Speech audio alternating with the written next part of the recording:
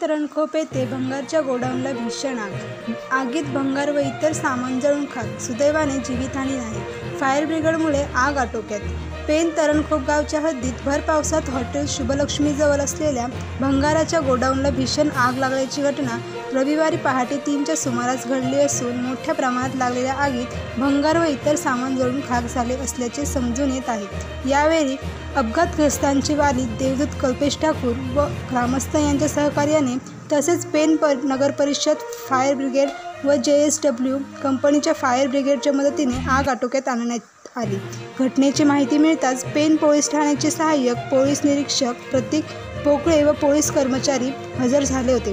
प्रतिनिधी प्रशांत पोतदार सह bureau report Konkan times news, Pen, Raigad.